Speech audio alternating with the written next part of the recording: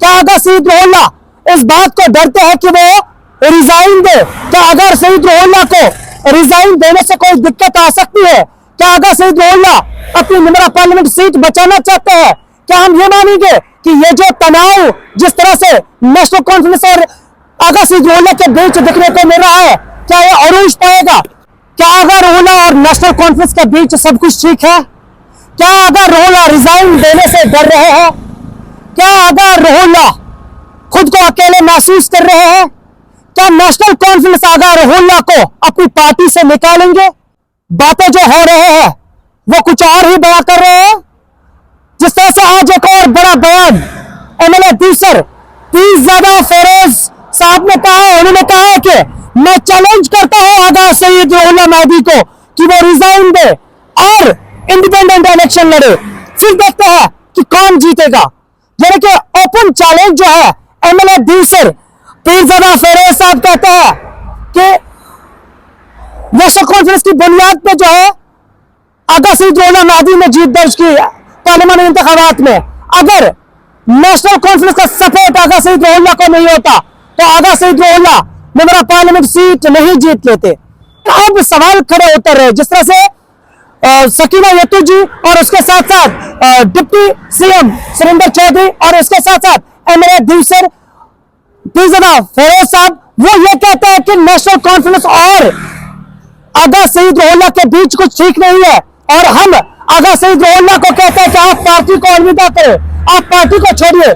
क्या आगा सईद रोहल्ला इस बात को डरते हैं कि वो रिजाइन दे? क्या अगर सईद रोहल्ला को रिजाइन देने से कोई दिक्कत आ सकती है? क्या आगा सईद रोहल्ला अपनी मेंबर पार्लियामेंट सीट बचाना चाहते हैं?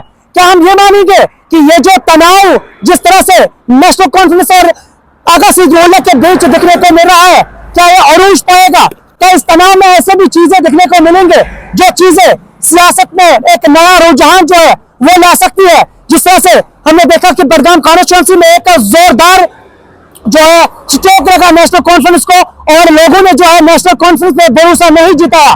क्या हम ये मानेंगे कि लोग नेशनल कॉन्फ्रेंस के मैनिफेस्टो से खफा है, नाराज है? और ये भी साथ में हम बात बताए कि कश्मीर के लोग जो मैनिफेस्टो रखा गया था उस चीज को लेकर अभी भी लोग नाराज है, खफा है। लेकिन जनाब आगा सईद रोहल्ला और नेशनल कॉन्फ्रेंस के बीच कुछ भी ठीक नहीं चल रहा है, क्योंकि मैं आपको बताऊं कि एमएलए दूसर भी अब सामने निकल कर आ रहा है और वो भी ये कह रहे हैं कि आगा सईद रोहल्ला में अगर दम है तो वो नेशनल कॉन्फ्रेंस को छोड़े, तो वो रिजाइन करे, और उसके बाद हम देख लेंगे कि क्या आगा रोहल्ला जीत पाएंगे। क्योंकि आगा रोहल्ला को अगर जीत मिली है तो वो नेशनल कॉन्फ्रेंस की बुनियाद पर मिली है, लेकिन वही आगा रोहल्ला कहते हैं कि एक तरफ से पैसे सब कुछ, दूसरी तरफ से लोगों का इज्जत। और सवाल यह है कि क्या आगा सईद रोहल्ला अपनी कुर्सी को बचाने के लिए ये बातें कर रहे हैं? क्या आगा सईद रोहल्ला आने वाले वक्त में रिजाइन करेंगे? जिस तरह से ये बातें दिखने को मिल रही है ना, ये बहुत कुछ बयां कर रहे हैं। एमएलए दूसर और आगा सईद रोहल्ला महदी के बीच जो है तनाव दिखने को मिल रहा है, क्या ये अरूज पाएगा? जरूर कमेंट सेक्शन में कमेंट करके बताइएगा आप इस हवाले से क्या राय रखते हैं, और आप लोग क्या लगता है कि अगर आगा सईद रोहल्ला रिजाइन करेंगे तो लोग उस पर एक बार फिर से भरोसा जिताएंगे? क्या अगर सईद रोहल्ला रिजाइन करेंगे? ये भी देखने वाली बात होगी, लेकिन आप जरूर कमेंट सेक्शन में कमेंट करिए और देखते रहिए जुम्मन एक्सप्रेस।